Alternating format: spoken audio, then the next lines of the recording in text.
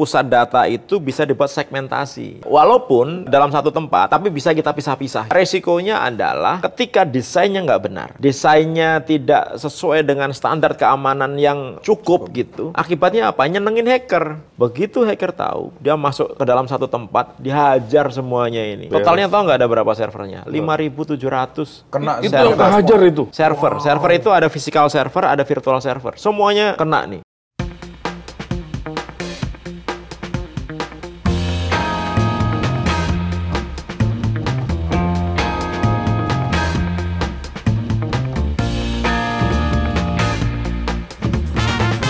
Halo teman-teman, Assalamualaikum warahmatullahi wabarakatuh. Apa kabar?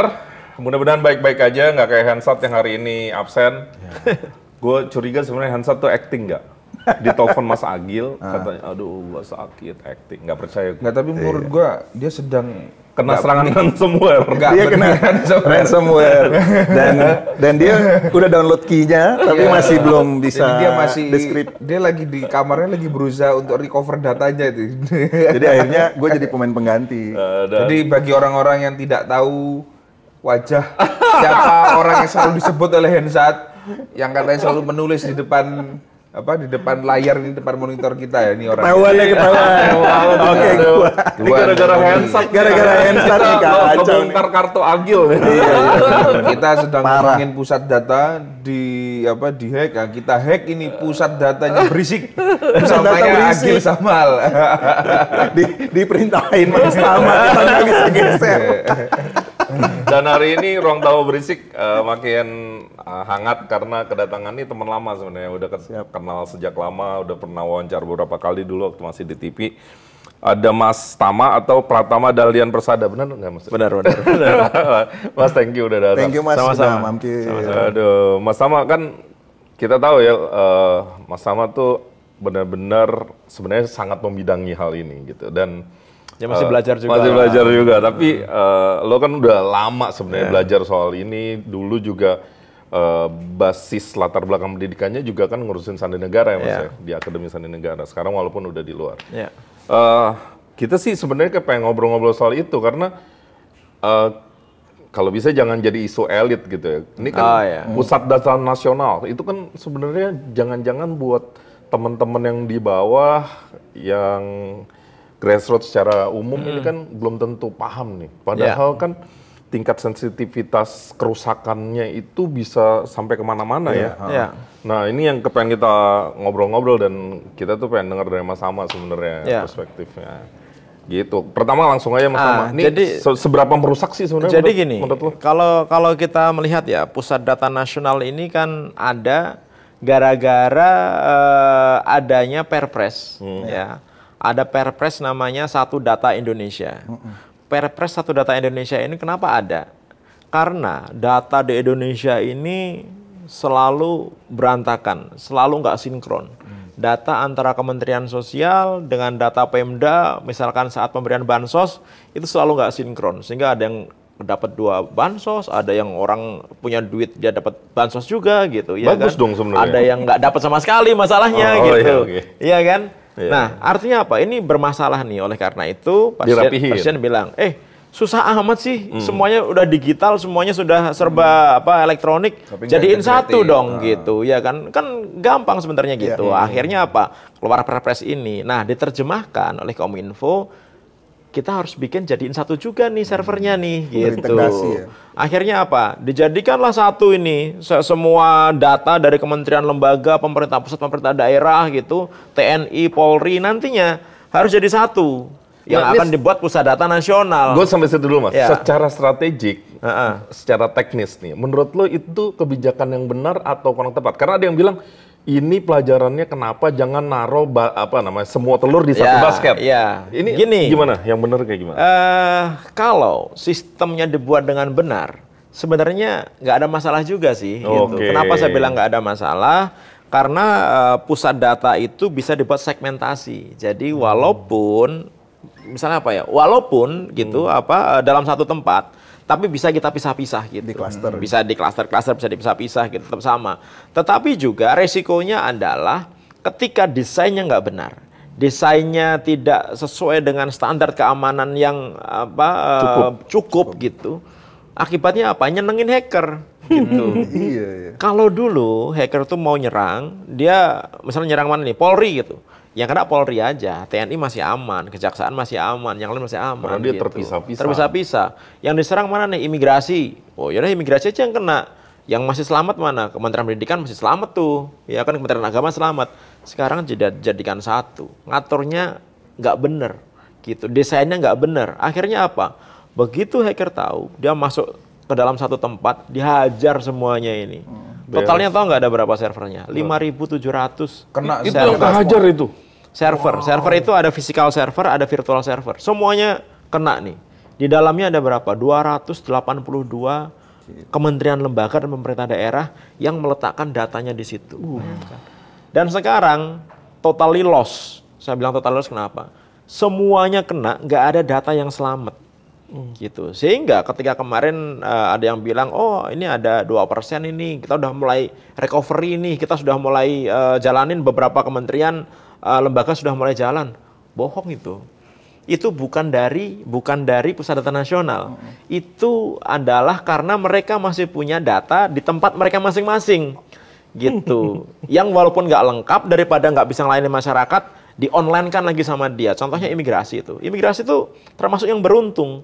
Karena dia tetap maksa, gitu, masih punya data yang disimpan di kantornya mereka sendiri.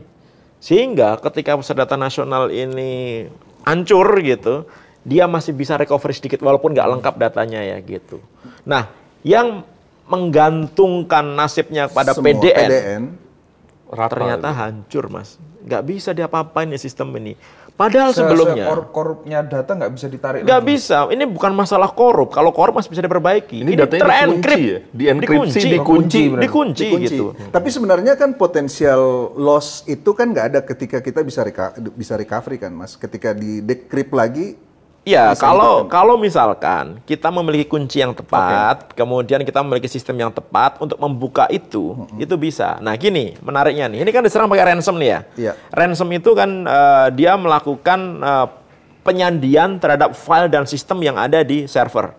Gitu. Jadi disandi semuanya. Kayak dulu kita belajar nih lah, sandi rumput gitu lah ya. Apa gini, nggak bisa nih kita nih membaca. Ini juga sama nih, nggak bisa dibaca ini semuanya. Jadi apa? Nggak bisa digunakan untuk processing gitu. Nah, sebenarnya kalau kita memiliki sistem yang bagus, backup yang bagus, ketika server utamanya kena ransom, hancur nih gitu, kita masih punya sistem backup yang dia otomatis akan live beberapa saat setelah sistem utamanya itu hancur. Di mirror ya Mas. Ya sini contohnya lah. Ini misalkan mati listrik tuh, jegrek PLN. Kita punya UPS. Ada UPS komputer, ada UPS kan nyala kan gitu. Ada sistem pencadangan. Ada pencadangan itu sudah otomatis gitu. Sehingga kalau misalkan itu nggak ada gitu, saya bilang haram hukumnya. Saya bilang ini kenapa? Kan bener haram hukumnya. Kalau kita punya pusat data, nggak ada backupnya. Nggak ada di seluruh dunia itu nggak ada kayak gitu. Udah pasti ada gitu. Gini Mas Pratama, aku masih agak nggak nyambung di logikanya ini. Ini PDN. Ya. Ini whole database. Ya. Kementerian lembaga, bahkan mungkin lembaga kepresidenan pun juga masuk di situ. Betul. Artinya ini bahkan kan secara legal by perpres kan. Ya. Kok bisa desainnya itu tidak memikirkan firewall-nya atau misalnya sistem pencadangannya. Artinya kan gini kan, kita aja mau dari Kemang menuju ke Senayan itu kan kita punya backup plan ketika terjadi hujan, badai. Normalnya manusia kan seperti itu toh, gitu loh. Itu ada konten kreator, dia tukang foto sunatan. Itu dia bilang yang tukang foto sunatan itu dia sampai nge-save-nya itu di 3 hard disk. Iya. Berlapis-lapis ya. Nggak usah bicara enkripsi PDN ya. Skripsinya saya ada di laptop, ada di komputer, ada di hard disk waktu itu. Ada 3 pencadangan. Iya. Jadi, makanya apa tuh ya? Saya juga nggak masuk logika ini. ini nggak masuk logika dengan Pusat Data Nasional yang katanya sementara gitu, walaupun saya paling benci kata-kata sementara, seolah-olah kalau sementara itu dihack nggak apa-apa gitu. Ngasal gitu. Ini kan masih PDNS gitu kan, belum PDN sebenarnya. Padahal data di dalamnya kan data live juga, data yang digunakan sehari-hari juga, data yang memang berkualitas juga gitu, ya kan? Jadi harusnya pengamanannya sama gitu. Nah, balik lagi tadi, saya nggak habis pikir gitu, sistem sebesar ini dengan anggaran sebesar ini gitu, tidak memikirkan cadangan backup gitu yang bisa digunakan jaga-jaga kalau ada masalah di main servernya gitu. Itu udah nggak masuk akal, makanya saya bilang ini perlu diusut nih. Salahnya di mana? Dan yang salah udah pasti bukan yang kata Pak Menko Polhukam itu katanya bikin password sembarangan itu. Nggak mungkin, nggak ada di hacker ini. Dia nggak butuh password. Nggak butuh. Dia bisa masuk dalam sistem nggak usah pakai password gitu.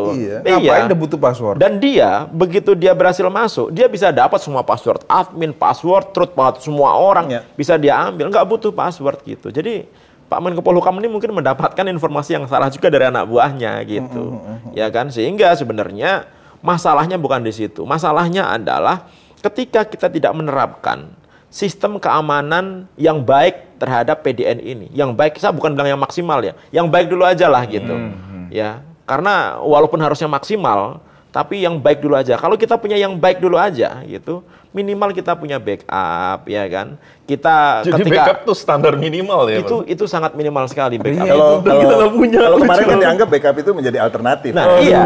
Makanya yang tidak boleh di backup itu pasangan hidup. Bahaya nih. Bener, jangan ada backupnya, bener kan? Backup itu sudah sangat minimal sekali harus ada gitu. Makanya kemarin ketika dibilang bahwa tenan, ngomongnya mereka kan tenan ya. Jadi Kementerian lembaga pemerintah daerah itu dianggap tenan gitu. Ya, tenan kementerian lembaga itu kalau minta backup itu ternyata harus bikin tiket by request gitu. Tolong dong saya di backup gitu. Tolong dong. Kalau itu dilakukan gitu, artinya apa?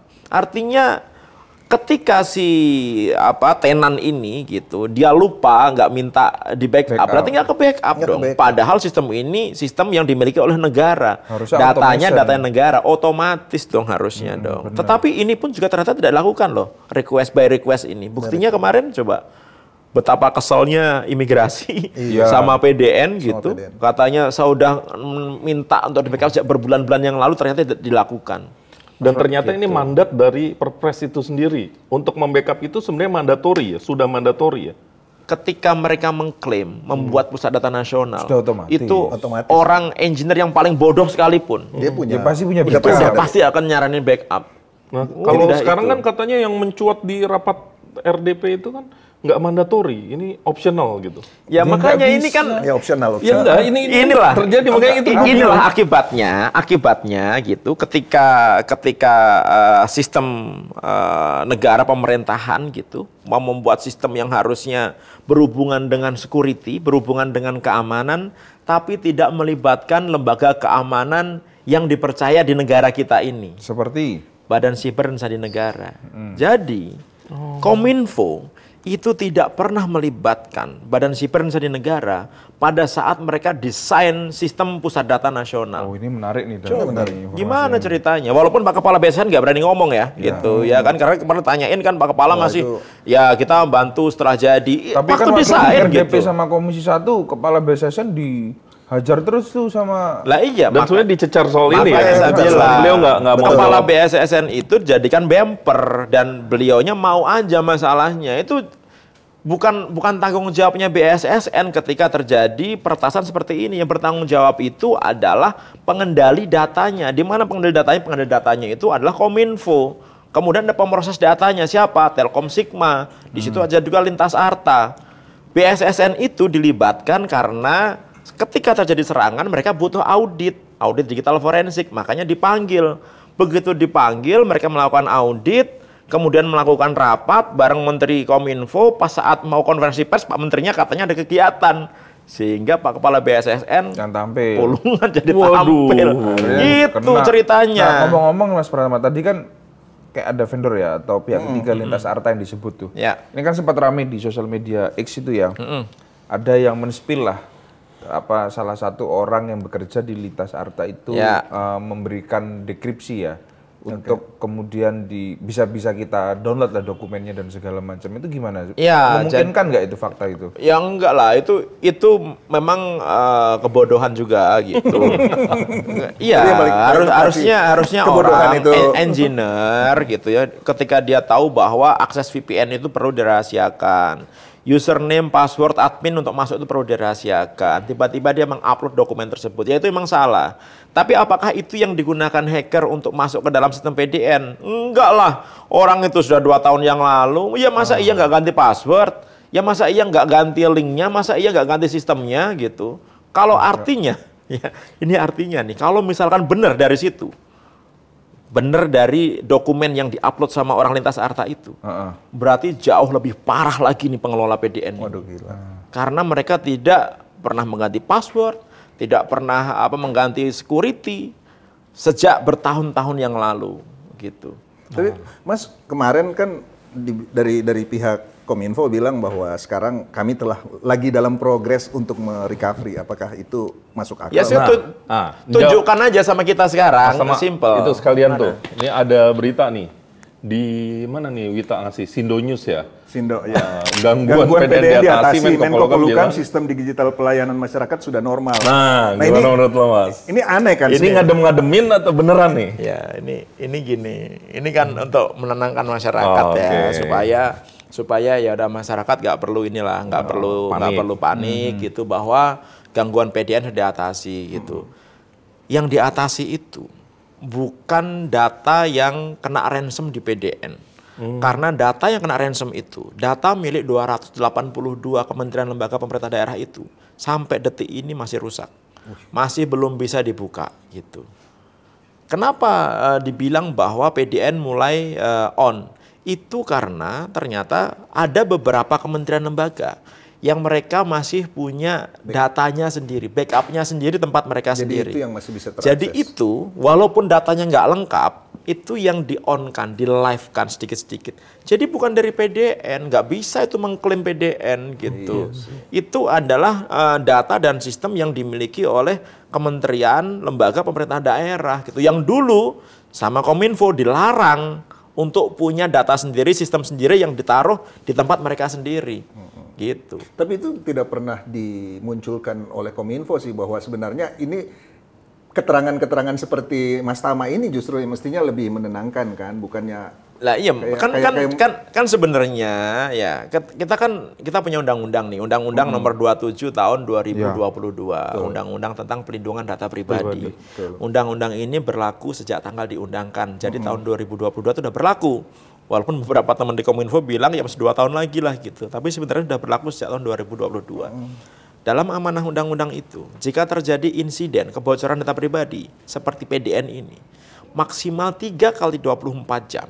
Ya, pengendali data pribadi dalam hal ini Kominfo, pemroses data pribadi dalam hal ini Telkom Sigma ataupun lintas Arta, itu wajib menginformasikan kepada subjek data pribadi dalam hal ini masyarakat Indonesia terhadap apa yang terjadi dalam pertasan tersebut. Tapi 3 kali 24 jam ya? 3 kali 24 jam maksimal. Tapi kita sendiri sampai detik ini nggak tahu. Ya kita nggak tahu kan kementerian lembaga mana saja terdampak, layanan apa saja yang terdampak, bagaimana langkah-langkah yang dilakukan oleh Kementerian Kominfo. Jadi ditutupi itu nggak boleh ya? Nggak boleh dong. Karena undang-undangnya bilang justru harus disampaikan. Nah kemarin tadi malam sih teman dari SafeNet gitu, mereka minta ternyata nggak dikasih, akhirnya suruh bikin surat. Lagi bikin surat nih SafeNet ke Kementerian Kominfo gitu, tapi kemudian dibalikan lagi karena butuh legalitas, sudah dikirim gitu untuk nanya sebenarnya kementerian lembaga mana yang terdampak, layanan apa yang terdampak gitu. Yang harusnya itu nggak perlu kita minta, itu udah kewajiban ya pengendali data pribadi untuk menginformasikan kepada kita. Jadi haknya kita nih. Dan kewajibannya mereka. Kewajibannya mereka untuk menginformasikan. Untuk menginformasikan. Gitu. Mas Utama, aku nih agak keluar sedikit dari alurnya. Karena mungkin aku membayangkan pertanyaan konspiratifnya begini. Karena aku ini masih berprasangka baik dengan negara ini, dengan seluruh aparaturnya ya kan, artinya harus dong sebagai apa iya sampai seperti itu, sampai tidak punya pencadangan, lalu kemudian prosedur-prosedur itu banyak yang dilewati, bahkan yang sudah menjadi mandator dari undang-undang tidak dijalankan. Hematku kalau aku mau berpikir konspiratif kayaknya enggak mungkin. Kan seperti itu. Maka pertanyaan dasarnya, Mas Pratama sendiri nih sebagai orang yang memang sudah berkecimpung ya dalam dunia digital forensik lah. Gitu kan. Anda meyakini nggak bahwa memang kita ini memang benar-benar sedang mengalami peretasan pusat data nasional? Itu dulu pertanyaannya. Oh, kalau itu saya yakin. Indikatornya apa, Mas? Karena tim yang dideploy di sana dulu beberapa adalah staf saya waktu saya masih di lembaga sandi negara gitu. Dan itu terkonfirmasi. Mereka menginformasikan, iya kena Mas. Gitu. Karena takutnya kalau ternyata tidak, ya kita kan tidak tahu ada agenda apa di balik informasi di situ. Ini penonton berisik seneng nih yang begini. Lah kan ada soalnya tadi pejatan nih dari pejatan. Pasar ini jadi thumbnail. Lo nggak tadi Mas Pratama itu kan sempat menyebut anggarannya tinggi. Saya malah justru bertanya, emang bagi sebagian itu sudah dianggap anggarannya sudah banyak, apa anggarannya sudah tinggi. Jangan-jangan anggarannya kurang tinggi sehingga terjadi hal-hal demikian untuk men-triggering. Kali ini masuk ini. Kali ini masuk. Spill dong Mas, anggarannya berapa? Pikiran kayak gini masuk nih gitu. Anggarannya berapa ya, sih? Karena kan kita bicara soal ini kan sebab akibat kan. Artinya ketika orang melakukan aksi pasti kan yang dihitung reaksinya. Aksi ini salah satu reaksinya boleh dong saya berasumsi reaksinya adalah untuk penguatan ini sehingga perlu dilakukan pengalokasian lebih misalnya. Nah, jadi gini, kemarin kan setelah rame-rame ini kan Sri Mulyani akhirnya juga turun gunung juga kan gitu. Kan ujungnya ke sana tuh. Kan beliau bilang bahwa siapa bilang anggaran kurang? Saya kasih kok anggaran 700 miliar untuk biaya pemeliharaan PDN. Iya, pemeliharaan maintenance ya gitu. Berarti sehari? Ya, artinya kalau kita bagi 365 hari itu sehari kan 1,6 miliar lebih ya gitu. Bikin server baru aja. Ya, bikin server baru. Tiap hari pun bisa sebenarnya untuk bikin backup gitu.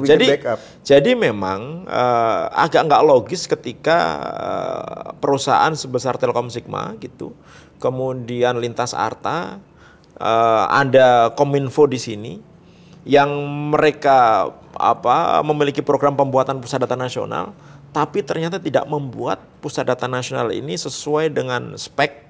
Saya kalau ngomong spek ini agak bahaya nih. Tidak sesuai dengan yang seharusnya ada gitu, ya kan? Nah, oleh karena itu kenapa kita juga teman-teman komunitas itu juga bilang, ya emang ini harus segera diperiksa nih, dicek nih. Apakah ada penyimpangan, jangan-jangan backup servernya memang nggak dibeli gitu, walaupun anggarannya ada gitu. Kan kita nggak tahu juga tuh kan. Kita gitu. Takut juga kalau sudah begitu kan hasilnya. Kan? Ya oleh karena itu kan harus dicek gitu. Karena ini nggak main-main loh. Ini hanya satu dari banyak infrastruktur kritis dalam satu negara loh. Ini dalam sektor pemerintahan saja. Dampaknya mungkin layanan kepada masyarakat. Kita belum ngomongin dampak infrastruktur kritis di bidang transportasi gitu misalkan. Saat ini, misalkan Angkasa Pura ada di bandara, air traffic control itu sekarang yang jagain siapa? Kan nggak ada. Kalau sampai ini air traffic control ini dihack, kemudian diretas sama orang, kemudian dikendalikan sama hacker. Lalu lintasnya? Loh, pilot itu Tuhannya siapa? ATC. Tuhannya ATC. Dia suruh turun 1000 feet. Yang ngikut dia. Pasti akan ngikut. Dan dia nggak tahu ditabrak-tabrakin bisa itu. Sekarang signaling kereta api. Kalau zaman dulu kita pakai lihat kan, oh ini hijau nih, jalan gitu. Sekarang by sistem semua gitu. PLN contohnya. Ya iya, masa PLN gara-gara pohon sengon 12 meter, kabelnya 125 meter, kemudian tiba-tiba gara-gara kebakaran dikit, putus nih Jakarta blackout selama 6 jam saat itu. Logik nggak? Nggak logik menurut saya. Karena pada saat mati itu, PLN kita mati, itu seminggu sebelumnya Inggris juga diserang. PLN-nya hacker. Ukraina saat itu juga diserang. Hacker semua tuh. Hacker juga. Setelah itu baru Indonesia gitu. Cuma kan kita emang nggak transparan, kita nggak menginformasikan bahwa ada apa di sana gitu. Nah itu baru utilities. Kita belum ngomongin masa perbankan, bayangkan. Misalkan bank kita semuanya diretas habis nih, kayak BSI kemarin, BSI masih punya backup lumayan ya. Kalau sampai backupnya dihabisin semuanya gitu, kita punya duit di bank nggak bisa ngambil. Bank itu banyak duitnya, datanya hilang semua, pusing dia tuh duitnya siapa gitu. Karena kan bukan fiat money kan, bank itu kan by saldo kan sebenarnya. Nah tadi Mas Tama udah ngomong tentang hacker nih. Sebenarnya ini pertanyaan awam aja sih Mas. Hacker tuh sebenarnya bisa kita lacak nggak sih? Bisa kita tracking nggak sih? Itu aja sih pertanyaan. Gini, jadi hacker itu juga ada level-levelnya, ya kan? Ada yang levelnya itu hanya dia, yang penting dia mau ini eksis gitu, ya kan? Dia ngehack, melakukan deface, kemudian wah saya nih yang Mas Agil berhasil melakukan peretasan ke Istana Negara gitu, ya kan? Kayak gitu-gitu tuh motifnya. Ada yang dia jadi hacktivis. Hacktivis itu dia pengen demo. Cuma dia takut kalau demo di istana ditangkap gitu, dia demonya ngehack gitu. Contohnya dulu Telkomsel sempat kena kan, wah Telkomsel nih pakai datanya kemahalan, turunin dong gitu, dihack aja sama dia gitu, ya kan. Ada juga yang tipik apa ini, cara orang melamar kerja itu. Dengan cara di lembaganya sehingga itu dipakai. Nah, terus ada juga yang memang dia non-state actor. Non-state actor itu adalah hacker-hacker yang memang kelasnya tinggi. Biasanya kita ngomongnya APT, Advanced Persistent Threat gitu. Dia adalah kumpulan dari hacker-hacker yang kadang-kadang mereka nggak kenal gitu. Contohnya dulu ada Mustang Panda yang melakukan pertahanan 10 kementerian lembaga di Indonesia. Ini ada Lockbit dan lain-lain. Itu apa namanya yang levelnya agak tinggi. Kemudian yang paling tinggi adalah state actor. State actor. Orang di belakangnya itu adalah negara, sponsornya adalah negara gitu. Kepentingan negara lain. Nah, kita bilang bisa dimonitor apa enggak sih gitu. Untuk anak-anak yang memang newbie yang biasa itu bisa dimonitor, gampang karena kadang-kadang mereka nggak tahu bagaimana cara mengamankan dirinya. Makanya saya bilang ada hacker-hacker yang kelihatan hebat. Oh, kita berhasil melakukan peretasan ke sistem bantuan keuangan COVID di Amerika gitu kan, harus mereka tangkap. Ada yang berhasil, nih di Jogja nih, 2.000 website diretas setiap malam gitu. Ada kemarin yang anak SMP NASA, tembus NASA ya. Tapi ketangkep gitu. Nah artinya apa? Itu hacker yang nggak pintar. Bukan gitu. tier tinggi. Hacker tapi masih kelihatan. Hacker yang nggak pintar. Kalau gitu. state actor masuknya ke spionase berarti. Bisa spionase, pejaten. Wah, oke. Benar. Iya. Dia sendiri sih yang ngebuka. Emang ada apa? Nah itu kalau musuhnya itu kita non state atau state actor, salah satunya adalah cyber espionage gitu ya yang melakukan itu. Biasanya kita susah untuk melacaknya. Kenapa? Karena mereka ngerti bagaimana mengamankan dirinya sendiri. Dia nggak akan tuh komunikasi pakai email, pakai chat, pakai nomor handphone, rekeningnya pakai rekening bank. Nggak akan mungkin gitu. Itu karena kita butuh matra keempat. Nanti dulu. Jawab. Belum Lanjutin dulu nih. Sampai selesai dulu. Nah, susahnya ngelacak hacker ini. Itu bisa kita lihat dari saat ini Amerika itu sedang nyari namanya geng ransom Conti. Conti itu levelnya sama kayak Lockbit yang menyerang Indonesia saat ini. Conti ini berhasil melakukan peretasan ke 10 kementerian lembaga yang ada di 400 kementerian lembaga termasuk juga perusahaan-perusahaan besar di Amerika. Salah satunya Colonial Pipelines. Colonial Pipelines itu dia harus bayar $50 juta supaya dapat key-nya. Kebetulan dia bayar dikasih key-nya gitu. Yang nge-hack dia yang bayar ke orang yang tepat gitu. Tapi ada beberapa yang bayar nggak dikasih key-nya. Nah, Amerika sampai saat ini itu mereka kasih sayembara siapa saja yang bisa ngasih tahu keberadaan geng ransomware Conti ini, baik itu alamat emailnya, baik itu orangnya, namanya, tinggalnya di mana, informasi apapun akan dikasih $10 juta US cash. Artinya apa? Amerika aja ngejar kayak gitu susah. Jadi kalau kemarin yang bilang, oh saya udah email-emailan sama hackernya tuh, harus ditanya tuh. kocak banget itu ya. Itu terinspirasi dari film apa? Dia nonton film banyak kan nonton film. Saya udah email-emailan sama hackernya. Itu harus ditanya tuh gitu. Bisa kayak gitu gitu. Karena email itu kita bisa track kan ada headernya, ada IP address-nya gitu. Kalaupun dia pakai proxy, pakai VPN gitu ya. Kita bisa track gitu. Kita ada kerja sama Interpol internasional ya. Kita bisa nge-track ada di mana di servernya sampai nanti ketemu ujungnya. Jadi nggak akan mungkin pakai gitu. Mas, ini pertanyaan gue nggak tahu ini pertanyaan depan layar apa belakang layar ya. Tapi gue cuma mikir gini, ini anggaplah kita mau lagi zong lah. Ini obrolan warung kopi orang juga, ya udah kalau lagi Zoom bayar aja 131 miliar gitu. Yang penting ini dibuka sambil kita benahin besok negara kalah. Ya enggak. Cakep nih. Sebenarnya bukan masalah kalah apa enggak kalah. Masalahnya adalah ketika kita bayar, itu belum tentu kita dikasih key-nya. Betul. Gitu. Jadi, dalam statistik dunia, ransomware itu keberhasilan ketika kita membayar, kemudian dikasih key-nya, itu hanya 46%. Gitu. Jadi, 56%-nya itu zonk. Ketika kita membayar, kita kadang-kadang dimintain duit lebih lagi atau nggak dikasih kuncinya. Kenapa zonk? Karena kita nggak bisa ngejar. Mereka hanya ngasih dompet kripto. Iya. Ketika kita bayar pakai uang kripto, kita nggak bisa tracking. Nggak bisa tracking. Kalau yang kita bayarnya ke alamat rekening orang di negara mana aja bisa kita trace. Iya. Judi online gampang kita trace-nya. Nomor rekeningnya bisa ketahuan, cuma nggak di-trace kan gitu ya kan. Itu Riga yang ngamanin. Bagian itu. Ini susah karena menggunakan dompet kripto.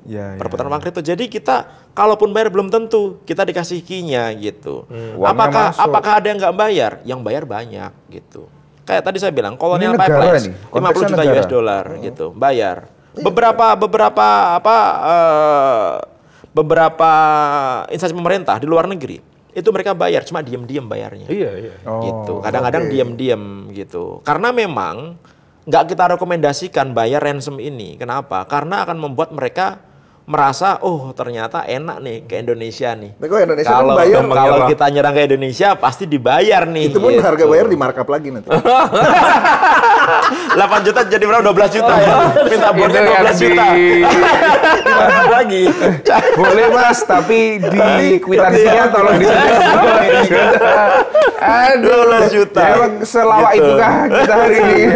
Nah, tadi balik tuh. Menarik tuh pertanyaan masalah matra keempat. Udah waktunya nggak kita punya matra keempat? Kalau menurut saya, oke lah.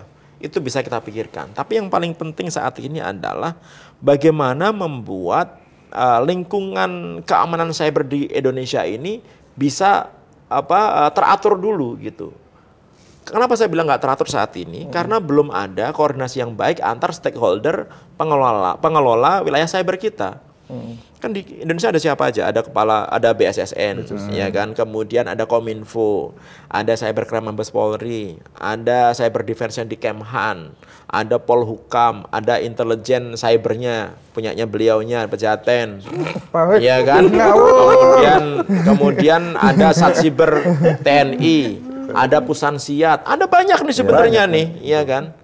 Tapi sampai detik ini ya, belum pernah sekalipun pemimpin dari stakeholder ini duduk bareng, ngopi-ngopi bareng. Ayo Mas, kita ngopi bareng, kita ngomongin bagaimana ngomongin masalah cyber Indonesia. Nggak pernah. Nggak pernah diregulasi. Nggak pernah. Kalau diregulasi harusnya siapa yang menjadi koordinator semua ini, Mas? Jadi gini, koordinator yang bertanggung jawab masalah keamanan cyber itu adalah Badan Siber dan Sandi Negara. Yang jadi masalah adalah Badan Siber dan Sandi Negara itu stand-nya, kedudukannya itu hanya menggunakan Perpres. Jadi level kedudukan di pemerintahnya itu Perpres gitu. Walaupun orang bilang ya Perpres sama undang-undang samalah. Enggak kenyataannya. Kementerian-kementerian lain beda, kan? itu menggunakan undang-undang. Jadi kalau misalkan BSSN mau ngundang tuh, yang datang itu paling nanti eselon 2-nya, Dirjen lumayan. Eselon 2 gitu. Kalau nggak eselon 3 atau siapapun yang disuruh datang nggak gitu. Nggak pernah ini duduk manis bareng, ngopi-ngopi, ngomonginnya gimana nih, pembagian pekerjaan kita, apa yang harus kita lakukan. Nggak pernah gitu. Sehingga ego sektoral ini terlalu tinggi. Contohnya misalkan, simple nih, BSSN itu mau membuat undang-undang namanya Undang-Undang Keamanan dan Ketahanan Cyber. Itu undang-undang yang kita butuhkan sebenarnya. Karena kita sudah punya Undang-Undang ITE, kita sudah punya Undang-Undang PDP, Perlindungan Data Pribadi. Kurang satu lagi nih, Undang-Undang Keamanan dan Ketahanan Cyber. Supaya kita ini bisa berdaulat gitu ya. Tetapi, karena tadi itu koordinasinya nggak bagus, BSSN ini nggak mau nih sowan ke lembaga-lembaga yang sejajar gitu, mau ngomongin, kita nih mau bikin undang-undang nih, bagaimana tanggapannya dan lain-lain gitu. Akhirnya nabrak sana nabrak sini. Contohnya misalkan di salah satu pasal undang-undang keamanan ketahanan cyber itu, rancangan undang-undang keamanan ketahanan cyber itu adalah semua institusi pemerintah di Indonesia, termasuk juga swasta, kalau terjadi insiden peretasan atau kebocoran data, itu wajib lapor ke BSSN. Artinya apa? Semuanya wajib lapor ke BSSN. Seharusnya. Pejaten punya Undang-Undang Nomor 17 tahun 2011 ditunjuk tentang intelijen negara. Enggak, ini gitu. kenapa? Ada apa? Pejaten, saya kalau ngomong pejaten. Kenapa? Pejaten. Oh iya, arah sana. Kita dari Kemang lewat sana. Iya dong. Dia punya undang-undang tentang intelijen negara gitu. Mereka hanya wajib lapor kepada single client-nya, itu presiden. Artinya kalau undang-undang ini disahkan, berarti Badan Intelijen Negara kalau nggak lapor, dia ngelanggar undang-undang KKS. Iya sih. Kalau dia lapor, ngelanggar undang-undang intelijen. Gitu. Akhirnya apa? Bentrok dong ini. Harus ditata ulang. Akhirnya apa? Nggak jalan lah undang-undang KKS ini. Undang-undang KKS ini adalah salah satu undang-undang mungkin pertama dalam sejarah gitu ya. Biasanya kalau undang-undang itu setelah mau diajukan gitu ya, itu kan dibahas kalau nggak tahun sekarang, tahun depannya lagi, tahun depannya lagi. Ini nggak. Ini dienolkan, dianggap nggak ada. Jadi undang-undang ini dianggap nggak ada. Jadi kalau misalkan mau mengajukan, itu harus mengajukan naskah akademiknya lagi. Dari awal nol lagi. Gitu. Kenapa ini bisa terjadi? Karena kurang koordinasi. Makanya ketika kita mau ngomong, oke, kita bikin angkatan cyber. Perbaiki dulu ini.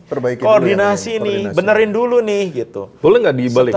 Kalau ada angkatan cyber, dia yang benerin semua ini. Tapi aspek legalnya, ini menarik nih. Ini saya nggak pernah kepikiran nih kayak gini. Iya, maksudnya ya udah nanti itu baru lo atur. Abisnya sekarang semua orang ngerasa punya hak ngurusin, tapi nggak ada yang ngelit. Tapi sama aja pembentukan misalnya matra siber lah ya, istilahnya seperti itu. Lah itu kan berdasarkan apa dulu? Kalau undang-undang siapa stakeholdernya kan tidak ada. Betul. Di Amerika itu ada namanya US Cyber Command. US Cyber Command itu adalah joint operation gabungan gitu antara NSA, kemudian ada CIA, ada cyber di militer, termasuk angkatan udara, angkatan darat, angkatan laut gitu. Yang dia chiefnya itu gantian. Gitu. Tapi dia bisa eksekusi. Jadi dia bisa perintahkan eksekusi tentara gitu. Gerak dia bisa juga gitu. Nah, menarik juga tuh kalau misalkan kita bikin desain seperti itu. Mas. Aku jadi keinget ini, tapi ini mungkin bukan peristiwa digital hacking ya. 2003 tuh kita mengenal istilah Bawean Incident itu loh. Yang kapal induk US menyeberang ke Darwin, Australia, tapi melewati perairan Indonesia. Tapi kita waktu itu kan punya Popunas ya, Pusat Operasi Udara Nasional. Itu nggak bisa mendetek perjalanan dari Singapura ke Australia. Itu jadi dari udaranya, matra udara tidak bisa didetek, laut juga tidak tahu, darat juga tidak tahu. Artinya kemana ini gitu loh? Tidak ada integrasi data apapun yang bisa mengonfirmasi. Justru kita tahu itu dari pesawat komersil waktu itu, dari pesawat Buruk sama pesawat Mandala kalau nggak salah, yang akhirnya melaporkan ke ATC bahwa terdeteksi ada pesawat F5-nya Amerika tuh. Ya mungkin secara infrastruktur militer kita juga di bawah grade-nya. Aku nggak tahu ya, masalah infrastruktur oke lah, mungkin kita sepakat soal itu. Permasalahannya, pasca informasi itu disampaikan ke ATC, waktu itu yang terdekat ATC itu di mana ya, aku lupa. Apa di Surabaya apa Surabaya, ya? Surabaya, Makassar. Itu sampai ke Popunas, sampai kemudian ada perintah untuk melakukan intersepsi oleh pesawat kita dari Lanut Iswahyudi. Itu jaraknya itu dari jam 9 pagi ke 18.30. Berarti ini kan soal koordinasi. Itu loh poinku, bukan soal infrastruktur.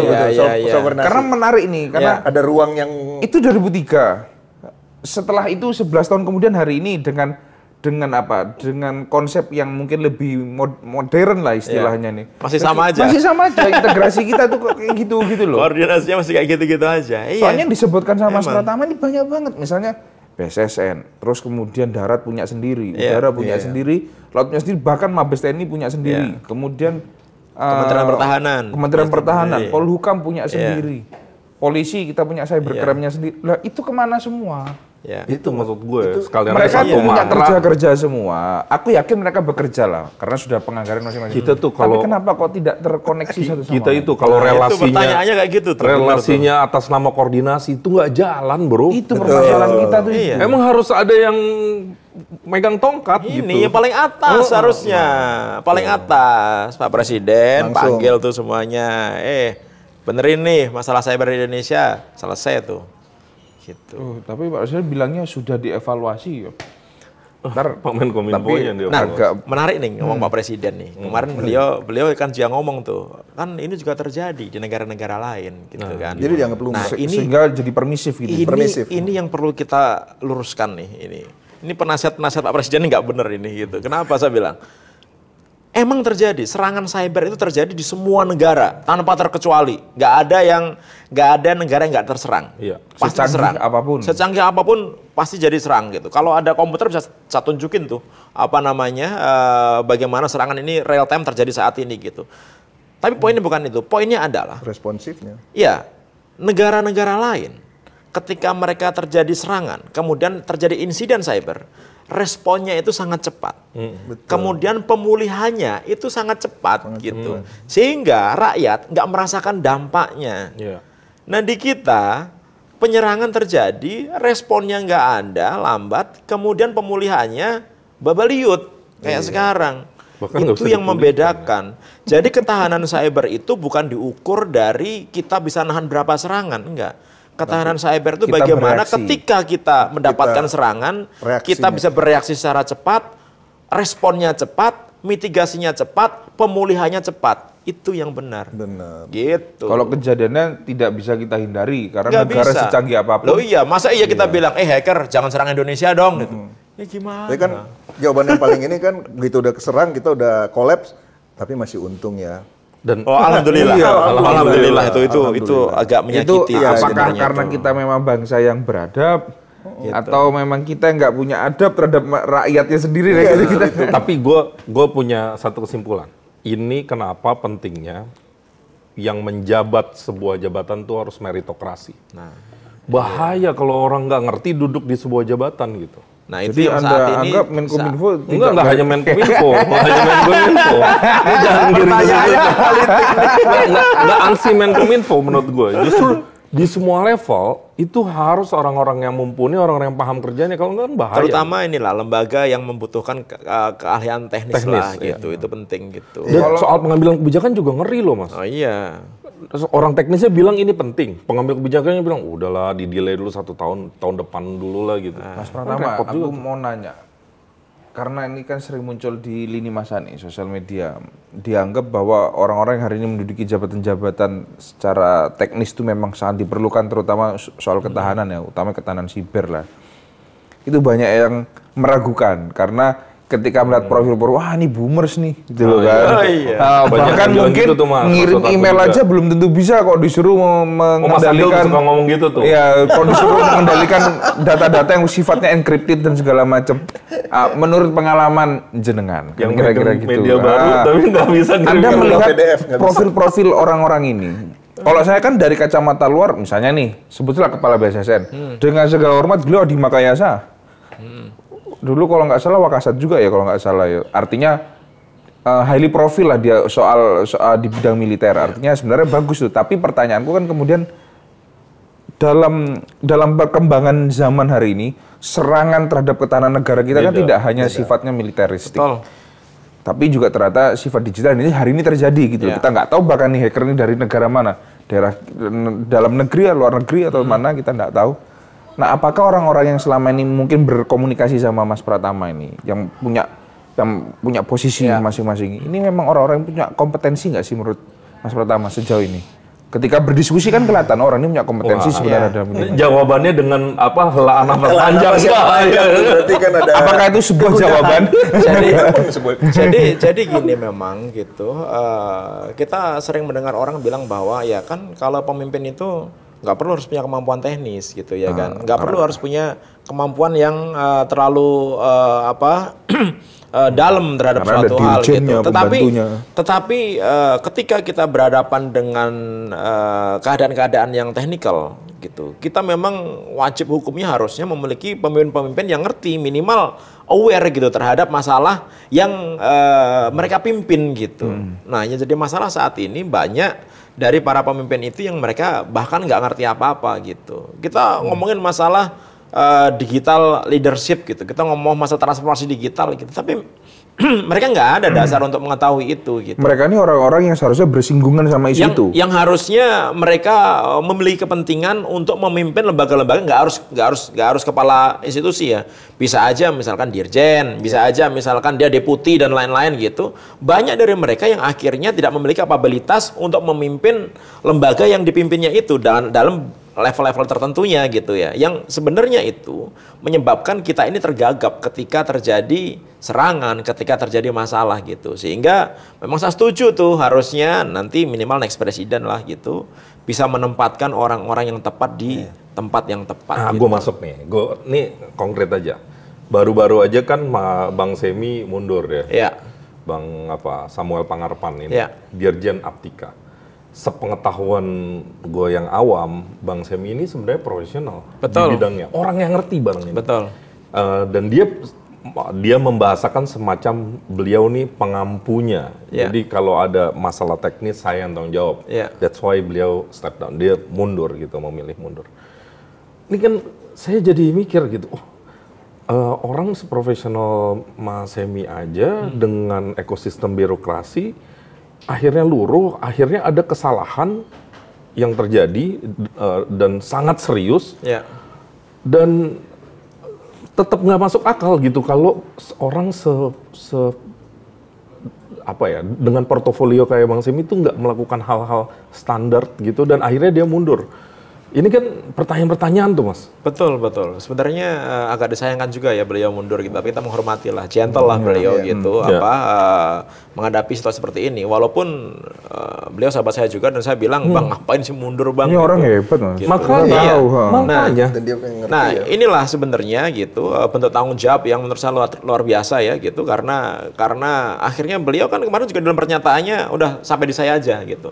Jangan kemana-mana gitu, seolah-olah akan diambil semua tanggung jawabnya gitu. Padahal sebenarnya bukan tanggung jawabnya hanya tanggung jawabnya Bang Semi gitu. Itu tanggung jawab satu institusi itu gitu. Tanggung jawab pemimpin institusinya harusnya gitu. Tanggung jawab perusahaan-perusahaan yang mengerjakan sistem itu gitu. Jadi ya kita apresiasi lah gitu. Tetapi sebenarnya kita butuh orang-orang kayak Bang Semi ini di tempat-tempat yang memang membutuhkan keahlian-keahlian khusus gitu. Itulah, Mas. Makanya ironiknya justru akhirnya dengan peristiwa-peristiwa yang seperti ini, dan tidak hanya sekali dua kali ya di Indonesia, justru yang dalam tanda kutip menjadi korban itu justru orang-orang yang paling berkompeten itu sebenarnya. Dan kedua yang gue nggak habis pikir, kenapa kejadian ini bisa terjadi dan gue nggak mungkin rasanya Bang Semi nggak paham bahwa ini harus ada backup dan seterusnya. Nah, ya itu makanya kita perlu melakukan audit beneran itu setuju gue. Bukan malah ditutupin. Bukan malah ditutupin. Kalau soal audit tidak hanya audit digital forensik. Iya, bukan digital forensik. Audit BPK juga harus masuk. Mulai dari pengadaan awal. Bu Menkyu bilang itu satu hari 1,7 itu kan. Untuk perawatan kemana itu? Kayaknya itu kesimpulan kita bersama ya. Ya sudah lah, ini harus dibuka selebar-lebarnya dan ditutup-tutupin, justru harus diinvestigasi mendalam ya Mas. Dan diberikan ini sanksi yang seberat-beratnya nih untuk masalah ini supaya apa? Yang lainnya tuh biar mikir, oh ternyata kalau kejadian kayak gini ada sanksinya loh ya. Kalau yang sekarang nggak ada sanksinya, ya kan? Semua kebocoran data yang terjadi di Indonesia saat ini itu seperti hilang di telan bumi. Nggak ada sanksinya sama sekali, baik di institusi pemerintah ataupun institusi swasta. Padahal ujung-ujung yang dirugikan siapa? Masyarakat. Emang dari mana ini orang-orang bandar judi online, agen judi online ini bisa ngirimin WA? Ya kan mereka beli data-data yang bocor ini. Dari mana mereka bisa pakai data orang Indonesia untuk pinjol? Ya dari data-data ini. Dari mana kok masyarakat kita ini tertipu APK undangan? Ya kan, duitnya sampai habis total, dia nabung mau naik gaji nggak bisa, anak sekolahnya nggak bisa, gara-gara dia dikirimi APK undangan yang berasal dari kebocoran data ini. Jadi jahat sekali nih institusi, baik pemerintah ataupun swasta, yang terjadi kebocoran di sistem yang mereka miliki, tapi tidak dikasih apa-apa, tidak diberikan sanksi apapun. Mereka itu yang membuat kita sengsara sebenarnya. Jahat itu jahat. Gitu. Jadi jangan nyalahkan ada orang yang main judi di Indonesia. Main judi ini gara-gara salah satunya gara-gara bandar judi itu ngirimin WA SMS nawarin itu. Kalau enggak, orang nggak akan tahu nih ada judi online. Gitu. Kebocoran data online tuh lebih berbahaya. Kebocoran dibenturkan sama kebutuhan masyarakat untuk mencari kehidupan. Ya akhirnya mereka bertaruh, secara kehidupan mereka bertaruh. Jangan-jangan ini bisa jadi peluang apa ya, kira-kira gitu. Kalau kebocoran data offline kan cuma hanya sampai tukang gorengan doang. Kopi kartu keluarga, nasi uduk kan di gorengan. Nih, kalau kita lanjutin 5 menit lagi kita dianggap jahat sama Wita. Dia harus setting acara selanjutnya Mas Tama, thank you. Iya, oke. Udah main, mudah-mudahan besok-besok bisa main lagi. Makasih banyak. Makasih banyak. Teman-teman ini Berisik, makasih sudah nyaksin. Sampai jumpa. Assalamualaikum warahmatullahi wabarakatuh.